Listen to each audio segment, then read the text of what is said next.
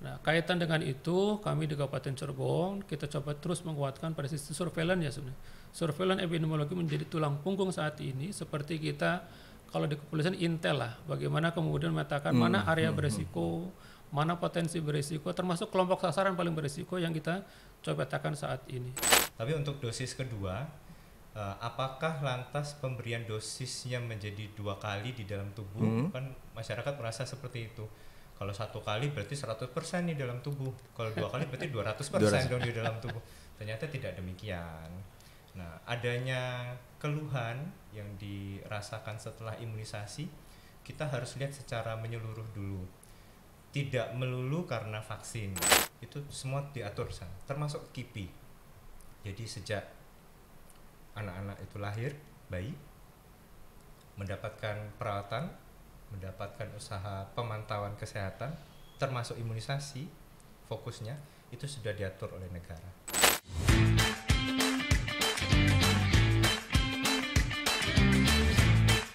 Assalamualaikum warahmatullahi wabarakatuh. Selamat datang kepada Ketua Pokja Kejadian Ikutan Pasca Imunisasi KIPI, Bapak Dr. Reddy SPA dan Bapak Kabid P2P Dinkes Kabupaten Cirebon, Bapak Sartono SKM MPH. Dan sangat luar biasa sekali, kali ini Dialog Podcast kedatangan 2 orang yang berperan penting dalam bidang kesehatan di Kabupaten Cirebon. Apa kabar nih Dr. Reddy dan Bapak Sartono? Alhamdulillah. Sehat ya? Sehat selalu. Oke, sehat selalu dan terus semangat untuk bisa menyehatkan masyarakat. Harus semangat. Iya. Ya. Oke, belakangan ini sedang ada kesibukan apa nih? Mungkin Pak Sartono dulu. Iya. Saat ini memang Bapak Ibu, teman-teman semua para subscriber ya di Dialog Indonesia luar biasa. Ini kesempatan menarik buat kita semua bahwa ini menjadi media yang penting karena ada banyak hal yang perlu kita sampaikan dengan banyak jaringan yang kita butuhkan. Saat ini kami sedang menyusun kembali satu agenda besar tentang Supin Polio kedua. Di samping juga hari ini kita sedang sibuk melayani para calon jemaah haji di Kabupaten Cirebon. Luar biasa. Kemudian juga kita sedang sibuk bagaimana kita menuntaskan penyakit tidak menular Kabupaten Cirebon yang kelihatannya semakin lama semakin meningkat jumlahnya. Tentu dari agenda itu yang sekarang menunggu depan kita adalah kita ingin menuntaskan kembali, memproteksi anak-anak balita kita dengan memberikan vaksin polio di putaran yang kedua. Oh, di putaran Betul, kedua. Putaran pertama sudah ya? Sudah kita selesaikan pada minggu pertama April sampai minggu kedua, kemudian sweeping sampai dengan akhir bulan kemarin. Oke. Untuk Dr. Reddy sendiri, apa sibuk-sibuknya apa nih lagi? Terima kasih ya. Salam juga untuk semua subscriber, pengikut setia dari Dialog Indonesia. Terima kasih untuk kesempatannya pada hari ini ya. Sebenarnya saya nggak sesibuk Pak Sartono. Oh, nggak sibuk? Iya. Nyantai dong berarti. Kalau saya lebih sibuk ngurusin anak-anak. Oh, ya. Ya. Jadi ya tetap pelayanan ya setiap harinya untuk anak-anak yang terutama di Kabupaten Cirebon. Sambil nunggu ini bos saya mau bikin program apa, ayo kita bikin.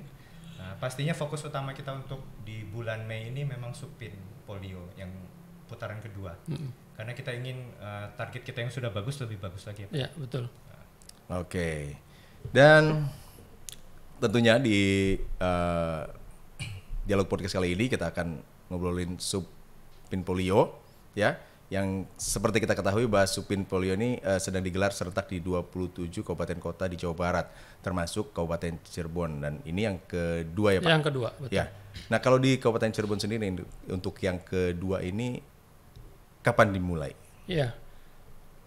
Untuk putaran yang kedua kita akan nanti memulai pada tanggal 15 Mei ya, sampai 2 minggu ke depan. Kalau melihat sasaran yang ada, memang target kita adalah memastikan anak-anak balita kemarin dapat dosis 1, itu mendapatkan dosis 2. Jadi target kita ada 166.129 bayi balita. Itu wajib kita lakukan vaksinasi karena itu hak mereka. Jadi bukan soal bagaimana memproteksi, tapi sesungguhnya ini satu bentuk kehadiran pemerintah dan juga satu hak mereka yang kita penuhi kebutuhan mereka sebagai bagian dari memproteksi dari penyakit polio saat ini. Oke, artinya memang wajib ya Pak wajib, untuk anak-anak ya? Sifatnya mandatori kalau vaksinasi. Oke. Sebelum kita bahas lebih lanjut mungkin masih banyak juga nih masyarakat yang mungkin awam atau tidak mengetahui. Sering mendengar yang namanya polio, kemudian imunisasinya dan seberapa penting imunisasi polio ini, tapi lebih ininya polio itu apa? Ya. Itu mungkin bisa dijelaskan oleh dokter. Bagian saya yang Ya, susah. bagian Dokter Edi. Dokter Edi. Oh iya. Oke, jadi masyarakat mungkin sering mendengar itu imunisasi polio. Ayo imunisasi polio. Sudah polio belum? Iya. Gitu ya. Sudah polio bukannya sudah sakit, tapi sudah imunisasi polio belum. Jadi kalau kita bilang imunisasi polio itu sendiri berarti imunisasi menggunakan vaksin.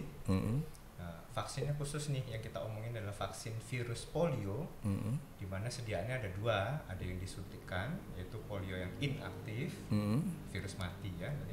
Yang kedua adalah virus polio yang dilemahkan, yang diteteskan. Oh, yang diteteskan ya. Mungkin yang familiar itu yang ditetes ya selama ini. Nah, kegunaannya buat apa?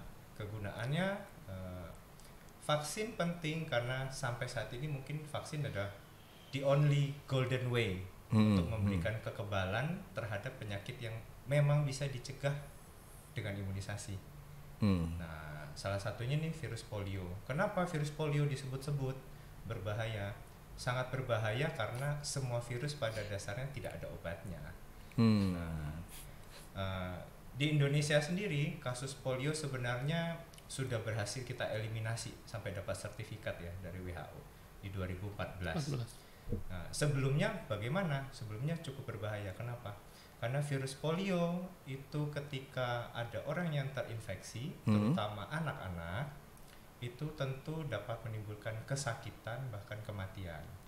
Nah, memang kalau secara teori ada gejala yang ringan, ada gejala yang berat, tapi kita tidak pernah bisa memprediksi apakah anak-anak akan terjangkitnya gejala yang ringan atau gejala berat seperti munculnya kelumpuhan, ya, munculnya gangguan saraf di otak sampai berdampak pada kematian. Karena tidak bisa diobati dengan sempurna seperti itulah, lantas imunisasi polio menjadi sangat penting. Tadi kalau dijelaskan oleh dokter bahwa polio ini ada dari sejak lahir ya. Sejak lahir atau seperti apa, Pak? Polio itu bisa menginfeksi anak-anak sejak dari usia 0 hari. Dari 0 hari? Bisa. Berarti saat dia lahir, virusnya sudah ada sebetulnya? Virusnya di dunia. Oh, virusnya di dunia? Bayinya di dalam kandungan setelah keluar berpotensi untuk terinfeksi. Terinfeksi? Oke. Boleh diinformasikan sedikit. Biasanya penyebarannya melalui apa ya? Jadi secara umum virus poliomyelitis itu penularannya reservoirnya sendiri itu adalah dari manusia ya. Oh, dari manusia. Nah, ada dalam diri manusia yang terinfeksi, kemudian bisa menular lewat kontak ya, kontak fekal oral terutama kalau di lingkungan masyarakat itu yang higienitasnya mungkin belum baik, sistem toiletnya belum baik, sehingga feses itu mengandung virus polio liar kan. Oh. Ya. Yang kedua juga bisa melalui kontak dari droplet batu, ya, kemudian terjangkit, nanti akan di dalam tubuh dia akan mengalami masa infeksi ya, menginkubasi dan juga gejala dari infeksi yang terberat ke kornu anterior bahasa medisnya di dalam otak ya, yang menyebabkan kelumpuhan. Oke. Artinya memang sangat penting sekali, makanya tadi ada gerakan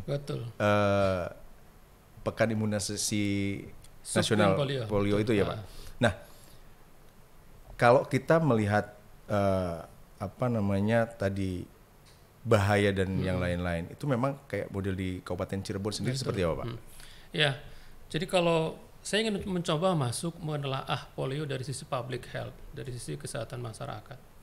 Yang pertama, hampir kasus-kasus polio di Kabupaten Cirebon meskipun tidak banyak, tetapi mereka berangkat dari satu kondisi lingkungan yang memang kurang mendukung. Jadi apakah berangkat dari area yang urban atau rural atau yang kumuh. Jadi memang berbasis masyarakat dan berbasis lingkungan.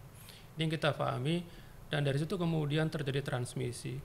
Maka ketika bicara polio, maka tidak bisa utuh bicara pemberantasan polio dari sisi kesehatan, tapi juga perhatikan dari kesehatan yang lain, apakah lingkungannya atau mungkin sosial ekonominya. Ini yang menjadi PR terbesar kita saat ini. Yang kedua, bahwa kecilnya masalah polio yang kita temukan itu justru menjadi sebuah penanda ada banyak trigger-trigger yang lain. Ketika seorang balita tidak mampu tervaksin dengan lengkap, maka boleh jadi akan muncul masalah-masalah yang baru. Ya, termasuk saat ini terjadi di Purwakarta, itu sebetulnya hanya soal tempat dan waktu saja. Itu bisa terjadi di mana saja akibat dari kelonggaran kita selama 2 tahun selama pandemik itu, muncullah saat ini di Purwakarta yang kemudian kita ramai dengan pin polio. Itu yang kedua. Yang ketiga bahwa harus ada upaya integrasi, karena faktanya memang yang paling rentan itu anak balita memang 0 sampai 59 bulan. Maka prioritas sekarang kita adalah pada usia-usia 0 sampai 59 yang kemudian kita coba gandeng teman-teman dari IDAI menjadi satu partner penting, sehingga tidak heran kalau kemudian ketua KIPI adalah dokter anak seperti dokter Edi hari ini. Seperti itu ya? Seperti itu. Oke. Ya. Presentasenya berapa Pak untuk kalau angka kecil sebenarnya, kita tidak bicara presentasi, hanya 1-2, tidak sampai ratusan, ya, hanya puluhan. Tetapi sekali lagi, kita hanya ingin bicara bahwa potensi itu selalu ada. Bukan soal kecilnya angka, tetapi potensi itu semakin meningkat kalau kemudian tidak secepat mungkin kita temukan dan tidak secepat mungkin kita lakukan penata laksanaannya. Ya. Dalam kurun waktu 3 tahun kebelakang belum memang ditemukan polio, tetapi tanda-tanda mengarah ke sana dan mitigasi yang kita lakukan memungkinkan akan muncul kasus itu. Itu sadar betul yang kita lakukan saat ini seperti itu. Oke. Nah, untuk mengantisipasi hal-hal yang tidak diinginkan tadi Pak, langkah apa yang dilakukan oleh Dinas Kesehatan untuk memberikan pemahaman pentingnya imunisasi polio kepada masyarakat? Betul. Ini tidak lepas dari sebuah perjalanan sejarah COVID kemarin, memberikan satu pelajaran penting buat kita. Yang pertama, hampir 2 tahun kemarin kita sadar ada satu hak masyarakat yang tidak terpenuhi, terutama pada imunisasi lengkapnya. Dari situ kemudian kita memetakan dan memitigasi, pasti akan muncul penyakit-penyakit yang semestinya selesai dengan imunisasi atau PD3 itu, tapi kemudian berpotensi muncul. Maka dari situ kita berangkat, saat ini yang kita kuatkan adalah pada fungsi-fungsi surveillance dan epidemiologi. Maka mitigasi yang kuat akan mampu memetakan potensi, bahkan mengendalikan potensi munculnya penyakit yang baru. Bukan hanya polio, tetapi ada difteri, ya, ada polio segala macam. Nah, kaitan dengan itu, kami di Kabupaten Cirebon, kita coba terus menguatkan pada sisi surveillance ya sebenarnya. Surveillance epidemiologi menjadi tulang punggung saat ini, seperti kita kalau di kepolisian intel lah, bagaimana kemudian memetakan mana area berisiko, mana potensi berisiko, termasuk kelompok sasaran paling berisiko yang kita coba petakan saat ini. Seperti itu. Oke. Kan wilayah kabupaten ini kan cukup luas nih Pak. Sangat ya kan? Luas, ya. Berapa banyak intel yang disebar di sana Pak?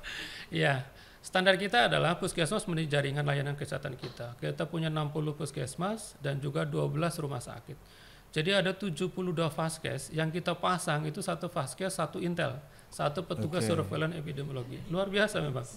Itu 424 padahal ya. Memang tidak mencukupi dari sisi proporsional jumlah, tetapi hanya itu yang kami lakukan saat ini, dan boleh jadi satu ketika kita akan coba tambah jaringan, mungkin ke depan kita manfaatkan klinik, mungkin ke depan kita manfaatkan vaksin-vaksin yang lain. Seperti itu. Ada kerjasama dengan pihak lain, misalnya kader-kader masyarakat di lingkungan masyarakat sendiri? Ya, sadar bahwa jumlah tenaga kesehatan kan sangat kecil dibandingkan dengan jumlah penduduk hampir 2,3 juta tersebar di 40 kecamatan. Tidak memungkinkan kalau kemudian hanya sekedar mengandalkan tenaga kesehatan. Maka ketika ditemukan tanda-tanda awal, ya hanya gejala saja, itu pasti kita dapatkan dari teman-teman kader kesehatan. Sehingga jangan heran kalau saat ini kita juga menggandeng para penggerak dan peduli kesehatan, apakah kaitan dengan penyakit menular ataukah tidak menular, itu pasti ada kelompok-kelompok yang kita pasang di sana dan secara resmi menjadi mitra-mitra kita di lapangan. Dan puskesmas menjadi pembina-pembina yang ada di masing-masing wilayah kerjanya. Oke. Nah, kemudian bagaimana nih Pak untuk tadi memberikan dan mengajak masyarakat agar sadar, memberikan ayo datang untuk bisa imunisasi putra-putrinya, atau memang sudah sewajarnya dipasang ada peringatannya gitu. Iya, betul. Bagaimana Pak? Saat ini mungkin ya sekarang kita coba bangun evaluasi pada Supin Polio pertama kemarin, ini kan menjadi tindak lanjut saat ini. Yang pertama memastikan bahwa semua sasaran di dosis 1 kemarin ada 166.129 anak, itu bagaimana caranya tervaksin kembali dosis 2. Maka yang sekarang kita pegang adalah ada upaya identifikasi yang ketat, memastikan dari 166.000 tadi itu tercatat dan masih ada di Cirebon. Itu yang kita pastikan dulu. Karena data itu menjadi penting saat ini karena yang kita dapatkan adalah by name by address, lengkap alamatnya, lengkap orang tuanya, lengkap namanya, termasuk distribusi berdasarkan posyandu masing-masing itu sudah kita catat. Jadi kuatnya pencatatan pelaporan menjadi titik awal kita, itu yang pertama. Yang kedua, jangan lupa bahwa teman-teman lintas sektor itu menjadi mitra terdekat kita. Maka ketika bicara puskesmas, maka lintas sektor pasti berada di Forkompimcam, Forum Komunikasi Para Pimpinan Kecamatan. Ada Pak Camat, ada Pak Lurah, ada Pak Kapolsek, Pak Danramil, itu guyup. Dan itu satgas yang kita pertahankan sejak COVID. Sehingga sekarang ketika ada masalah, sudah selesai itu, satgas masih ada. Itu yang kita buatkan saat ini. Kemudian yang ketiga, jangan lupa bahwa sebetulnya kalaupun ada masyarakat yang dikatakan menolak, itu kalau kami melihat bukan semenolak, tetapi kurang utuhnya informasi mereka dapatkan, sehingga seolah-olah ada keraguan, ada ketidakyakinan akan manfaat itu. Maka penebalan kita adalah bagaimana kemudian mereka menjadi orang yang paham, paling tidak orang terdekatnya mau dilakukan vaksinasi, ya. Dan yang terakhir, ya tadi kita mencoba juga bahwa setiap langkah kita tentu ada seluruh dari risiko. Ada jaminan yang kita berikan kepada mereka ketika muncul masalah-masalah kaitan dengan vaksinasi, termasuk KIPI, kita pastikan ada tim khusus yang menangani. Maka tim KIPI menjadi mitra penting bukan hanya di ujung layanan, tapi di pertengahan layanan. Ada kepastian, ada keyakinan masyarakat bahwasannya KIPI juga tetap kita tindak lanjuti, bukan hanya soal vaksinasinya. Ini 4 langkah yang kami rasa strategis yang menjadi pelajaran terpenting kemarin dari dosis 1 itu. Iya. Nah, sementara terkait tadi Bapak bilang ada peran dari Pokja KIPI. Nah, kemudian sejauh mana nih Pokja KIPI dalam program ini untuk bisa ikut mendukung Dinas Kesehatan?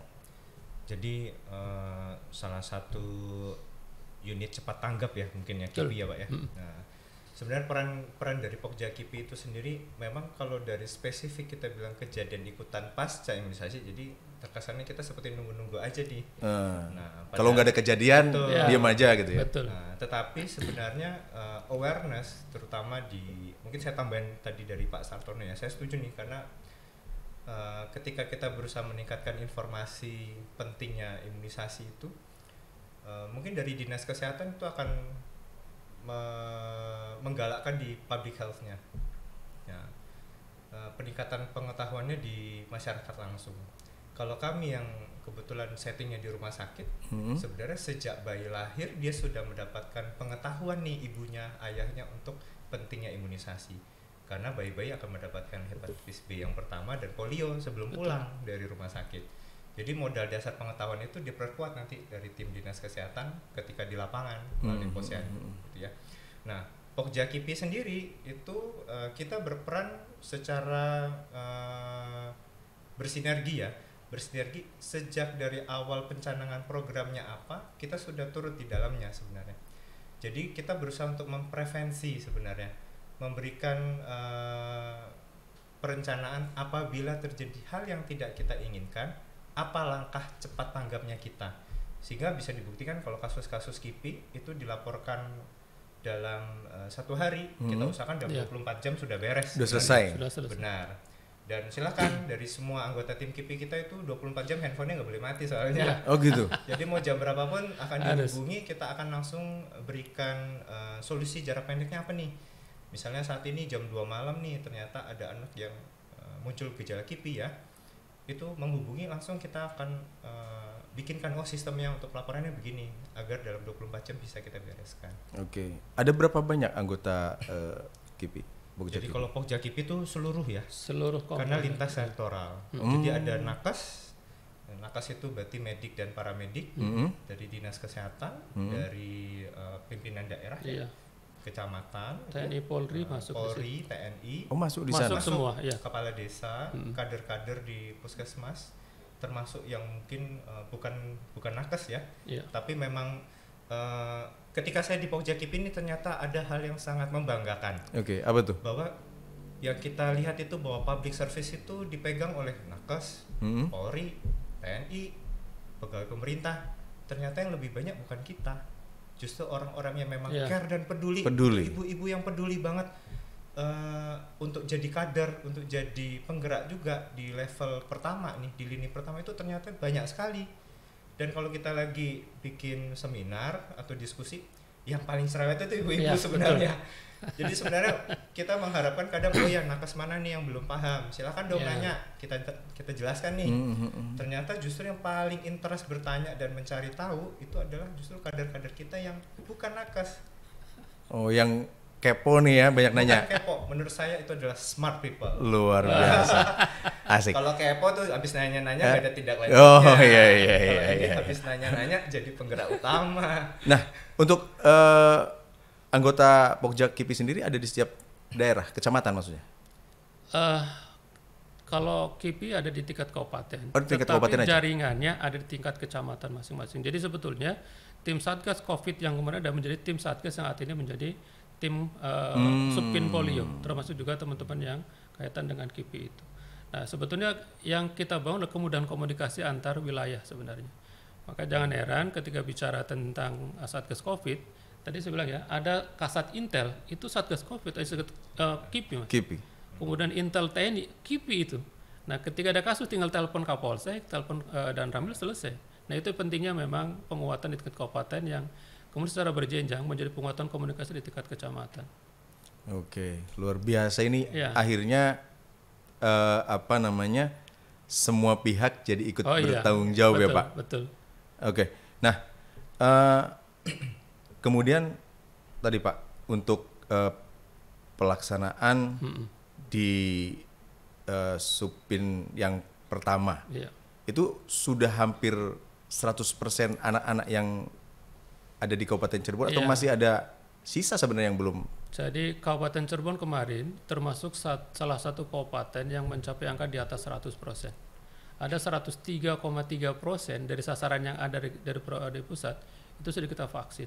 Kenapa ada lebih dari 3%? Karena faktanya memang teman-teman di lapangan cukup rajin melakukan pendataan ulang.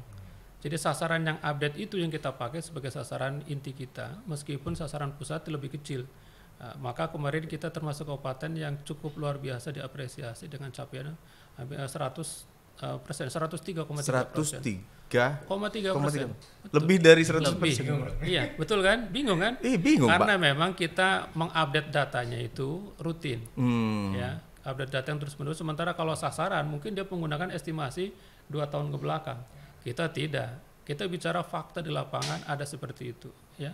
Dan hak itu terpenuhi gitu, bukan soal sasaran pusat, tapi real kita punya seperti itu. Jadi yang 3%-nya warga mana ini Pak? Warga kita. Jadi begini, kalau saya boleh jelaskan itu data nasional yang memetakan di Kabupaten Cirebon itu ada 161.800 sekian Oh. yang berada Betul. di usia di bawah 59 bulan. Ternyata data real kita di lapangan kita tidak serta-merta pakai data itu, kita lakukan pendataan. Ulang. Ternyata 166.000 sekian. Iya. Jadi Oke, 166.000 dibagi 161 ribuan dapat 103,3%. Mantap. Mudah-mudahan nih bebas polio semua ya Iya, Pak. Ya kan? betul. Berarti tinggal mengejar untuk target Dosis yang 2 aja. dosis 2-nya ya Pak. Sampai kapan Pak dosis 2 Pak? Dosis 2 kita rencanakan mulai dari 15 Mei sampai dengan tanggal 28. 15 Mei sampai tanggal 28. Itu dari jumlah yang dosis 1 Ya, udah bisa langsung selesai? Ya, selesai. Harapannya memang dalam 2 minggu selesai karena mestinya lebih mudah karena sudah tercatat oleh kita dan tahu lokasinya. Hanya memang beberapa tantangan yang kita petakan sekarang adalah bahwa ternyata orang Cirebon itu termasuk masyarakat dengan mobilitas yang tinggi.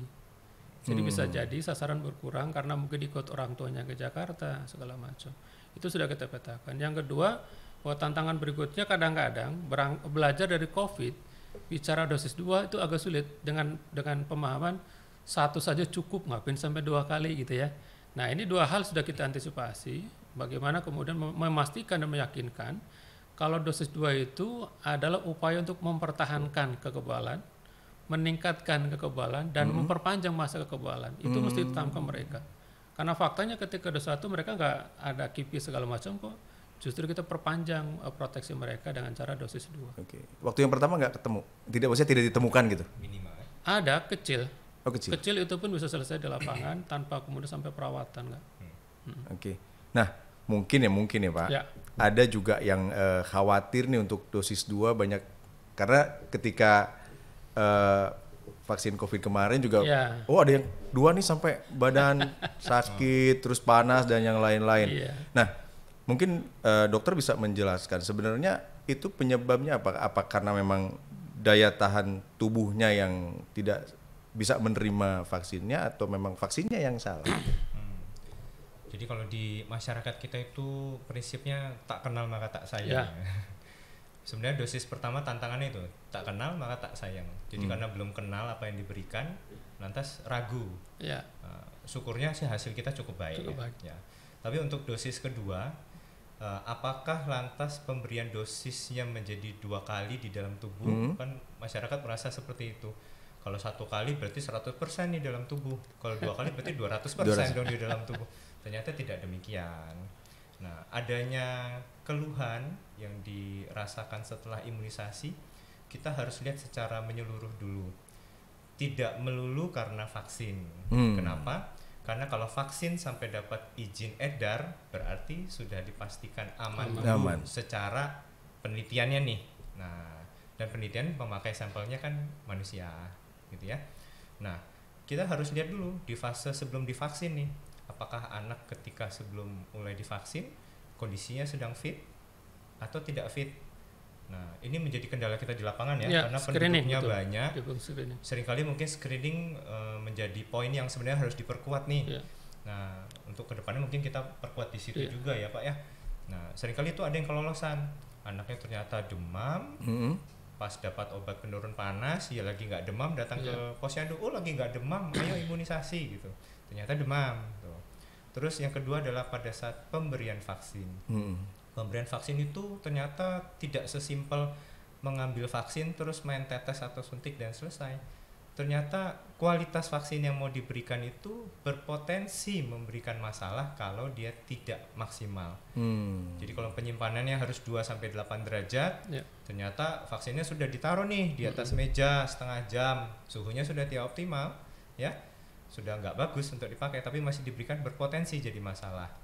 Penyuntikannya berpotensi jadi masalah, termasuk nanti bagi pasiennya atau anak yang mau diimunisasi, dia goyang-goyang otomatis traumatik Nah, memungkinkan terjadi bengkak, berpotensi masalah. Setelah vaksin, dari respon tubuhnya sendiri punya ada potensi masalah. Tapi dari potensi-potensi itu, dari hal yang bisa kita pelajari secara teorinya, sebenarnya cukup aman asal kita memantau dengan benar. Keluarga diberikan penjelasan bagus, cara penanganan dininya apa gitu. Jadi supaya kita memberi assurance ya bahwa masyarakat yakin. Ya, jadi sebenarnya tidak semengerikan itu sebenarnya. Tidak semengerikan. Oke. Tapi biasanya berapa lama untuk penanganan KIPI ini, Dok? Jadi kalau KIPI itu penanganan kalau sejak muncul gejala. Iya. Target kita kurang dari 24 jam. Sejak dia laporkan dalam kurun 24 jam kita berusaha bereskan. Bereskan dalam artian kita sudah data, kita sudah screening ya, termasuk melihat apakah ini KIPI-nya ringan atau KIPI berat. Kalau KIPI berat dan membutuhkan perawatan, kita sudah punya link di mana saja kita akan bisa merawat pasiennya. Jadi targetnya sebenarnya dalam 24, as soon as possible lah. Mungkin itu lebih tepat ya. Tapi pada intinya semuanya aman lah ya. Insya Allah ya. Nah, untuk Pak Sartono nih Pak, untuk pelaksanaan imunisasi sendiri, ini jemput bola atau memang seperti apa sih? Ya, jadi kita harus sadar betul masyarakat itu punya karakter yang berbeda. Kita punya 2 strategi, namanya strategi hybrid. Nah, strategi pertama adalah kita memastikan setiap sasaran paham betul. Yang pertama jadwalnya kapan, tempatnya di mana. Tinggal nanti teman-teman TNI Polri menggerakkan di satu titik itu. Itu yang pertama. Kalau kemudian di hari yang sepakati ternyata tidak hadir semuanya, maka yang kedua hybrid itu kita jemput bola. Namanya metode sweeping, menyapu yang tidak hadir, kita hadirkan mereka, kita kunjungi mereka satu persatu. Nah, jadi kita berharap bahwa setiap satu titik pelayanan itu bisa selesai pada hari itu. Ya, kenapa? Karena tadi kaitannya dengan kualitas vaksin. Jangan sampai kemudian vaksinnya berlama-lama di lapangan. Jadi bagaimana caranya kita habiskan secepat mungkin dengan cara yang aman. Aman dari sisi vaksin, aman juga dari sisi sasarannya. Itu yang kita lakukan saat ini. Yang kedua, memastikan bahwa ketika ingin melaksanakan vaksinasi, itu dari awal sudah disiapkan. Mulai dari ketersediaan SDM-nya ada, logistiknya ada, termasuk jangan lupa teman-teman yang Forkopimcam nih, ada Pak Kubu, ada Bu Kader, itu sudah war-war namanya. H-7 sudah turun tuh. Kita sering melihat aktivitas teman-teman menggunakan pusling masuk ke ganggang. H-7, H-3 sampai H-1 mereka masih keliling-keliling. Nah, maka hari hanya seperti muhajatan sebenarnya. Sehingga dengan berbagai cara kemudian setiap posyandu itu ramai tuh, kayak anak ulang tahun, ada balon lah, ada makanan dan segala macam. Itu ramai kita lakukan. Bahkan banyak sekali camat-camat yang berinisiatif seperti membuat satu gebyar bersama. Pak Camatnya hadir, menyambut luar biasa. Jadi bayi itu seperti sebuah raja tuh diiring sampai ke lokasi itu. Gitu? Dan mereka dilulukan, datangnya luar biasa dan emak-emak senang seperti itu. Ibu luar biasa. Datangnya itu ya senang dengan suasana yang berbeda, tidak sama seperti posyandu biasa. Nah, itu yang membuat kita yakin bahwa masyarakat itu sebetulnya tergantung bagaimana kita manage cara pelayanannya semenarik mungkin tanpa menimbulkan rasa ketakutan. Itu sudah kita coba di putaran pertama dengan hasil 103% itu. Oke. Iya. Tapi ada pengalaman nggak sih Pak waktu putaran pertama itu, misalnya dia tidak datang ke posyandu, Iya. kita harus jemput bola, ternyata mereka ngumpet malah. Ada. Tetap tidak mungkin kemudian setiap cakupan itu 100% ya. Data kita kemarin memang ada hampir 166.000, tapi ada yang tidak semuanya kita vaksin. Nah, memang kita khawatir bahwa meskipun cuma 100 orang, tapi bayangkan kalau 100 orang ternyata menjadi reservoir, ya menjadi agen dari sebuah penularan. Itu pun kekhawatiran kita. Nah, paling tidak yang tidak tervaksin itu tetap terpantau. Kan banyak alasan, mungkin dia dalam keadaan sakit, atau tidak ada di tempat, atau memang menghindar dari awal, tapi sekali jumlahnya kecil dan itu sudah kita lihat status mereka, maka tentu ada kesempatan lain di luar supin ini mungkin akan tertangkap ketika bicara vaksinasi yang rutin, ya. Karena kemarin pun kita punya rencana bukan soal supin, tapi menjadi area yang menarik untuk mengejar, ya, mengejar. Jadi vaksin kejar itu melengkapi yang belum ada, kita lakukan sekaligus, gitu. Untuk semua vaksin? Untuk semua kita coba kemarin. Nah, dari apa yang sudah dilakukan sendiri, mungkin dari Dinas Kesehatan dan KIPI sendiri nih, mungkin ada satu hal yang mungkin ditunggu juga oleh masyarakat, mungkin dari KIPI, kira-kira apa nih untuk bisa memberikan penyadaran untuk masyarakat bahwa yang namanya imunisasi ini juga sangat penting. Seperti apa, Dok? Oke, terima kasih nih. Menarik nih. Ini kayaknya udah mau ending-ending. Ya. Mau ending-ending. Ya. Jadi mungkin ada satu hal penting bahwa imunisasi itu adalah hak dari seorang anak. Dan kewajiban kita sebagai orang tua ketika ingin memberikan yang terbaik dalam pola pengasuhan kepada anak-anak kita, salah satunya adalah poinnya imunisasi. Dan negara itu sangat melindungi hal ini, terbukti dari Peraturan Menteri Kesehatan nomor 12 ya tahun 2017 itu semua diatur sana, termasuk KIPI. Jadi sejak anak-anak itu lahir, bayi mendapatkan perawatan, mendapatkan usaha pemantauan kesehatan, termasuk imunisasi, fokusnya itu sudah diatur oleh negara. Nah, mungkin quote-nya dari kita bahwa anak-anak itu adalah penerus kita di masa depan. Penerus kita di masa depan. Kalau bukan kita yang menyiapkan mereka baik fisiknya, mentalnya, psikologisnya untuk membangun negara di masa depan. Kalau bukan kita siapa lagi? Iya, betul. Ini mengingatkan untuk kita semua dan memberikan motivasi tadi apa yang sudah disampaikan oleh Dr. Reddy terkait bahwa pentingnya sebuah imunisasi. Nah, untuk informasi juga ke masyarakat, biar masyarakat juga ternyata punya kesadaran nih, mungkin ke Pak Sartono, sebetulnya imunisasi itu gratis atau enggak? Iya.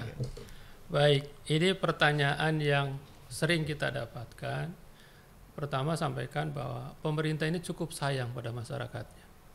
Vaksinasi adalah bentuk kasih sayang pemerintah kepada masyarakatnya karena sadar itu hak mereka. Maka tidak ada cerita ketika bentuk kasih sayang itu dan menjadi hak dasar mereka kemudian difinansialkan, diuangkan. Kami meyakinkan bahwa tidak ada satupun pungutan kaitan dengan vaksinasi polio. Semuanya gratis. Itu yang pertama kita sampaikan. Yang kedua, bahwa kami yakin ada banyak orang tua yang punya kesadaran sebagian sama Dr. Reda tadi. Kita ingin mewujudkan angan-angan dan orang tua tadi, ibu-ibu tadi, dalam bentuk kualitas layanan yang baik. Ya, baik dari pelayanannya, dari keamanan dan kenyamanannya, kemudian memastikan mereka termotivasi untuk terus memberikan pemeriksaan yang lain. Ya, hari ini kita bicara polio, maka bagaimana kemudian hak-hak anak itu bisa terpenuhi dari ibu-ibu yang kami sangat sadar banyak lah, bukan hanya ibu-ibu yang sekedar ngerti tapi paham cukup banyak. Kita ingin wujudkan keinginan ibu-ibu dalam bentuk kualitas pelayan di Posyandu. Dan terakhir, yuk jangan lupa, ya ini hak anak-anak menjadi kewajiban ibu-ibu, orang tua, dan juga menjadi kewajiban kami. Datang ke Pospin Sub Polio yang besok, ya Subpin yang kedua, mulai tanggal 15 Mei sampai dengan 28 Mei. Kita tunggu, mudah-mudahan anak-anak kita itu bertahan proteksi tubuhnya, memiliki kekebalan yang baik, dan mereka menjadi anak-anak yang kuat, bahkan siap menghadapi seluruh yang potensi risiko yang muncul apakah kaitan dengan gangguan kesehatan di masa depan. Oke, luar biasa sekali penjelasannya di hari ini, kayaknya cukup sudah padat ya. Hatam hari ini. Hatam hari ini. Mudah-mudahan kesadaran masyarakat untuk bisa sadar imunisasi polio di Kabupaten Cirebon ini bisa terlaksana dengan baik. Amin, juga ya. Subin polio untuk Kabupaten Cirebon semuanya bisa terlaksana dengan baik dan semua anak-anak di Kabupaten Cirebon sehat untuk terciptanya masyarakat yang sehat. Sekali lagi terima kasih Pak Sartono dan Dr. Reddy, terima kasih. Ya, itu dia tadi perbincangan kita dengan Dinas Kesehatan Kabupaten Cirebon dan juga Pokja KIPI Kabupaten Cirebon. Pastinya jangan lupa terus saksikan Dialog Podcast. Jangan lupa untuk subscribe, like, share, and comment. Sampai jumpa. Keep positive and stay humble.